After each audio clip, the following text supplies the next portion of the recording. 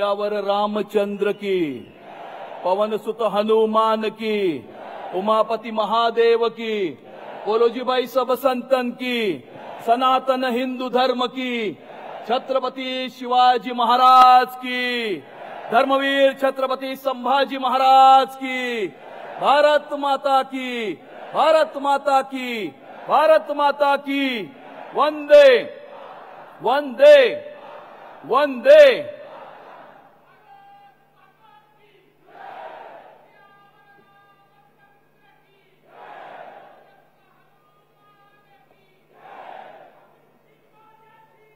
मंचावरती उपस्थित महाराष्ट्राचे भाग्यविधाते, या महाराष्ट्रामध्ये गेल्या 10 वर्षामध्ये आणि खास करून मुंबई शहरामध्ये क्रांतिकारक असे बदल घडवणारे, कोस्टल रोड असेल, अटल सेतू असेल, नवी मुंबई इंटरनॅशनल एअरपोर्ट असेल, सीसीटीव्हीज असतील आणि मुंबई शहराला भोंगामुक्त करणारे आपले लोकप्रिय मुख्यमंत्री आदरणीय देवेंद्र फडणवीस साहेब आणि आपल्या सर्वांचे लाडके देवाभाऊ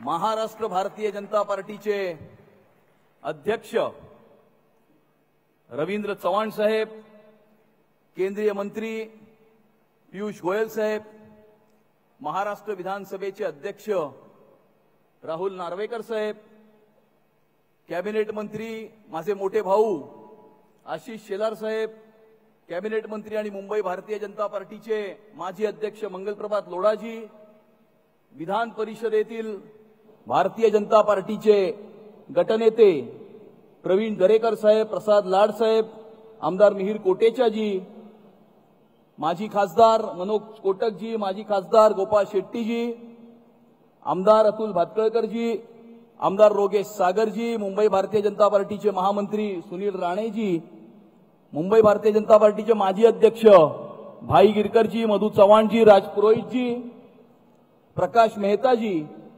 या ठिकाणी उपस्थित आमदार कॅप्टन सेल्वनजी, आमदार पराग अवणीजी, आमदार मनीषाताई चौधरी, माजी आमदार भारतीताई लवेकर, आमदार विद्या ठाकूरजी, आमदार चित्राताई वाघजी, श्रीकांत भारतीयजी, मुंबई युवा मोर्चाचे अध्यक्ष तेजिंदर तिवानाजी, तसेच आमदार राजन सिंगजी आणि नवनिर्वाचित भारतीय जनता पार्टीचे जिल्हाध्यक्ष दीपक बाळा तावडेजी, ज्ञानमूर्ती शर्माजी, वीरेंद्र म्हात्रेजी, नीरज उभारेजी, शलाकाताई साळवीजी, दीपक दळवीजी, पराग शाहजी आमदार आणि या ठिकाणी उपस्थित एवढ्या मोठ्या संख्येने उपस्थित सर्व भारतीय जनता पार्टीचे पदाधिकारी, कार्यकर्ता, बंधू भगिनींनो,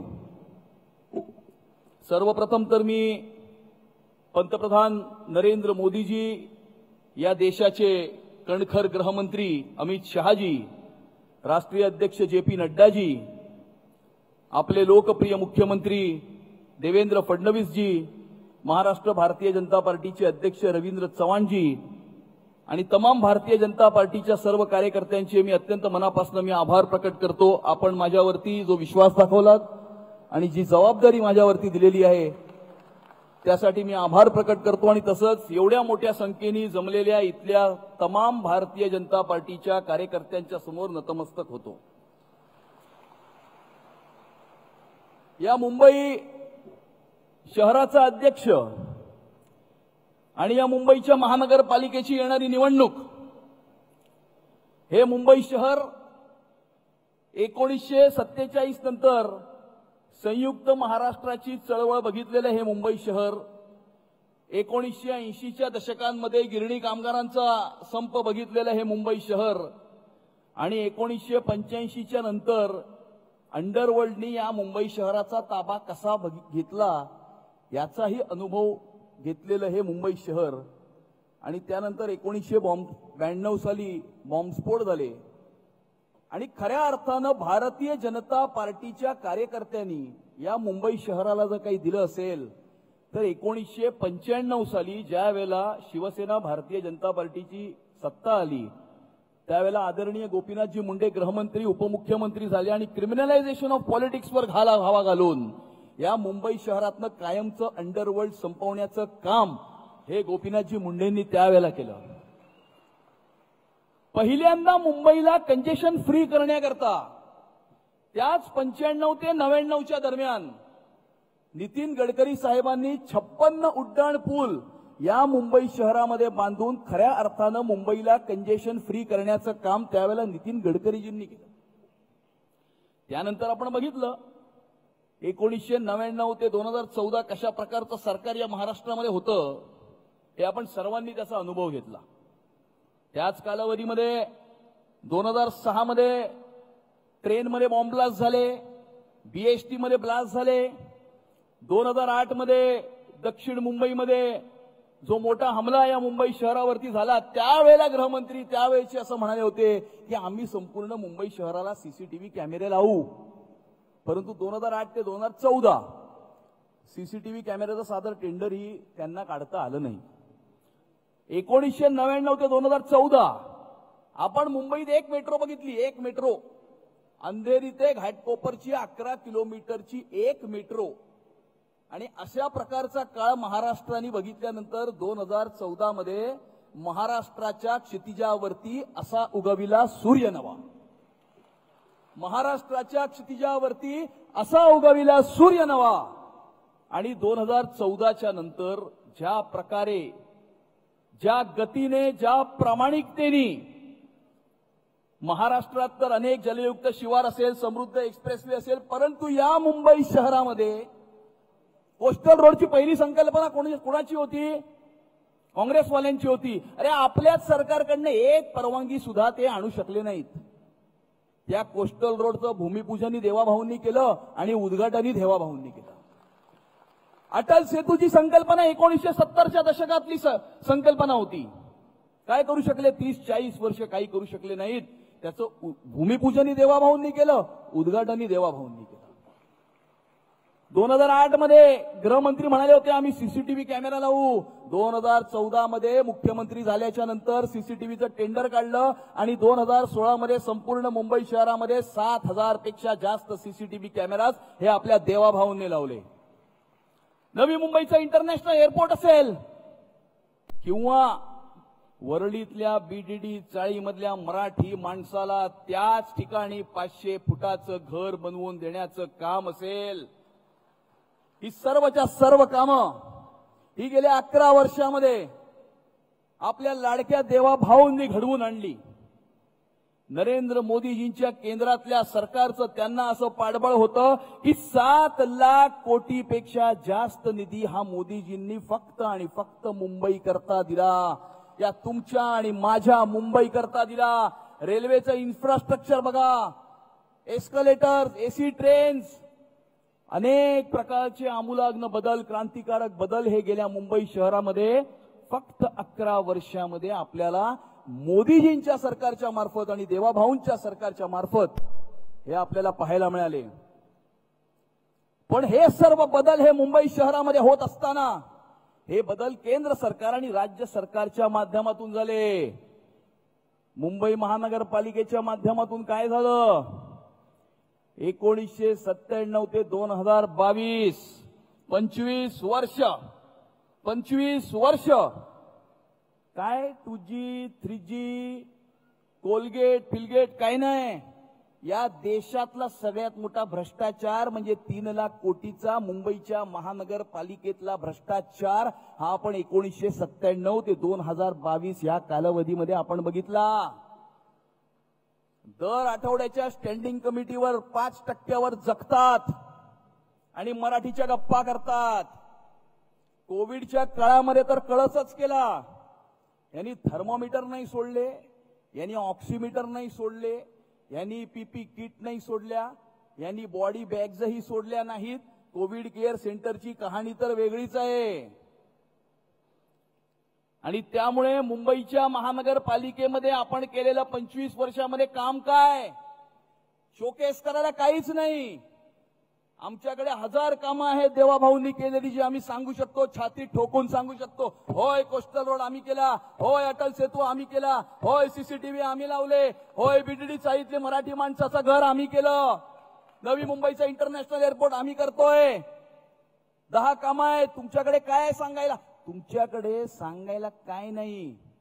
म्हणून गेली 25 वर्ष मुंबईच्या महानगरपालिकेची निवडणूक आली की ह्यांना मराठी माणूस आठवतो. यांना मराठीचा मुद्दा हा दर मुंबईच्या महानगरपालिकेच्या 6 महिने आधी आठवतो. आणि तेच तेच डायलॉग, तेच तेच मुद्दे. अरे मराठी भाषेला अभिजात भाषेचा दर्जा तर पंतप्रधान नरेंद्र मोदीजींनी मिळवून दिला. आणि बीडीडी चाळीतल्या मराठी माणसाला 500 फुटाचं घर तर आपल्या देवाभाऊने मिळवून दिलं. लाभले आमास भाग्य बोलतो मराठी, जाहलो खरेच धन्य ऐकतो मराठी, जात धर्म पंथ एक जाणतो मराठी, एवढ्या जगात माय मानतो मराठी, एवढ्या जगात माय मानतो मराठी. येथल्या नभा नभात गरजते मराठी, येथल्या कळी कळीत हासते मराठी, पाहुणे असंख्य पोसते मराठी. पर भाषा यह संपर्क का माध्यम होती है, संघर्ष का नहीं. या मराठी माणसाला बदनाम करण्याचं राजकारण करतायत, हे षडयंत्र रचताय. अरे मराठी माणसाचं हृदय समुद्रा इतकं अथांग आणि आभाळा इतकं विशाल आहे.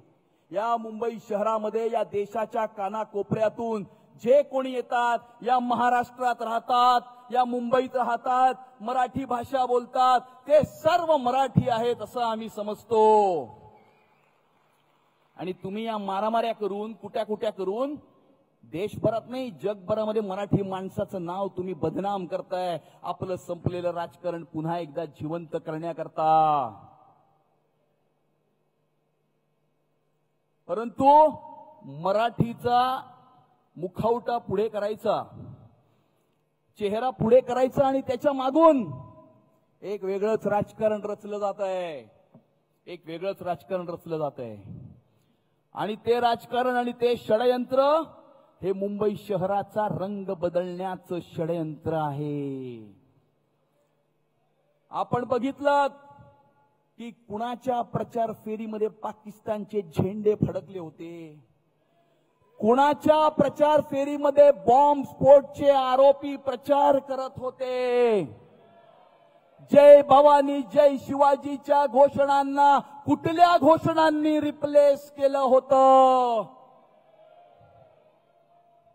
आणि त्यामुळे या अशा प्रकारचं राजकारण, आपलं संपलेलं राजकारण पुन्हा जिवंत करण्याकरता या मुंबई शहरामध्ये काही लोक करत आहेत. आपल्या मतांच्या लांगुल चालनाकरता हे त्यांचं षडयंत्र रचलं जात आहे. आणि म्हणून ही लढाई, होय ही लढाई मुंबईच्या महानगरपालिकेमध्ये भ्रष्टाचार विरहित प्रशासन देण्याची लढाई आहे. ही लढाई मुंबईच्या विकासाची लढाई आहे, ही मुंबईच्या प्रगतीची लढाई आहे, ही मुंबईच्या उन्नतीची लढाई आहे. पण त्याचबरोबर ही लढाई ही मुंबई शहराला सुरक्षित ठेवण्याची ही लढाई आहे. आपण पाहतोय जगातल्या दुसऱ्या आंतरराष्ट्रीय पश्चिमी देशातल्या काही शहरांमध्ये कशा प्रकारची घुसखोरी चाललेली आहे. त्या शहरांचा रंग बदलतो आहे.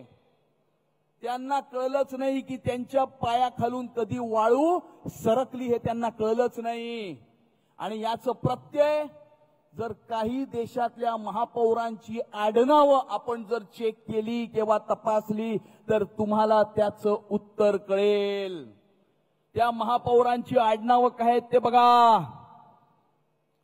आणि त्याच्यातनं तुम्हाला कळेल की मुंबईच्या समोर, मुंबईच्या दरवाजावरती कुठली धोक्याची घंटा आहे, कुठलं षडयंत्र आहे, कुठलं राजकारण रचलं जात आहे. आणि हे राजकारण हे उभाटावाले करतायत मतांच्या लांगुल चालना करता. आणि जर त्यांच्या हातातून या मुंबईच्या महानगरपालिकेची सत्ता गेली तर काय होईल? वर्सोव्यात बघितलं आपण काय झालं. वर्सोवा पॅटर्न, एक नवीन वर्सोवा पॅटर्न ते संपूर्ण मुंबई शहरामध्ये लागू इच्छित करतायत. मालवणी पॅटर्न तर आपल्याला माहितीच आहे. आणि जर या शहराच्या नाळ्या जर यांच्या हातात गेल्या तर काय होईल? होईल हेच की मुंबईचा प्रत्येक रस्ता हा मोहम्मद अली रोड होईल. प्रत्येक मुंबईकराच्या दरवाजावर कुणीतरी बांगलादेशी शरीफुल इस्लाम येऊन उभा असेल, किंवा मुंबईच्या प्रत्येक वॉर्डात वर्सोयासारखा कोणीतरी हारून खान निवडून येईल, किंवा कदाचित कदाचित कदाचित कदाचित कोणीतरी खान उद्या मुंबईचा महापौर होईल.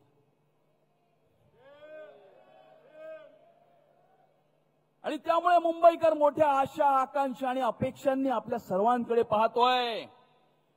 कारण मुंबईसह महाराष्ट्राच्या भोवती घोंगावणाऱ्या या हिरव्या वादळाला परतवण्याची क्षमता जर कुणात असेल तर ती फक्त आणि फक्त भारतीय जनता पार्टीच्या कार्यकर्त्यांमध्ये आहे.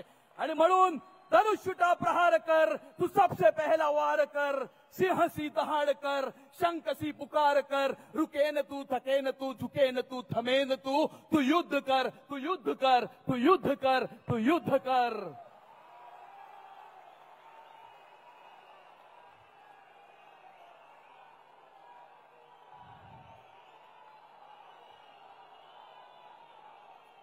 आणि म्हणून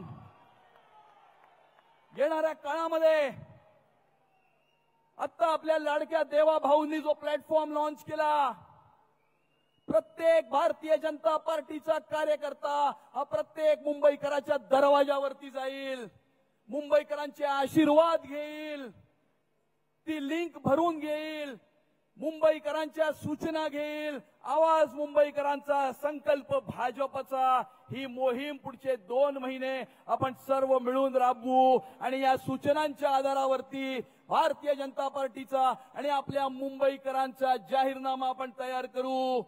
ज्या जाहीरनाम्याच्या आधारावरती येणाऱ्या काळामध्ये मोदीजींच्या व्हिजननुसार आणि देवेंद्रजींच्या मार्गदर्शनाखाली चालणारा मुंबईचा महायुतीचा महापौर आपण सर्व मिळून, मुंबईकर मिळून त्या ठिकाणी बसवू. आणि म्हणून तुम्हाला सर्वांना मी एवढा संदेश देतो की विश्वास तेरी शक्ती है, संघर्ष तेरी भक्ती है, तेरा कर्म ही तेरी विजय है, तेरी विजय है, तेरी विजय है. बहुत बहुत धन्यवाद. जय हिंद, जय महाराष्ट्र, भारत माता की जय.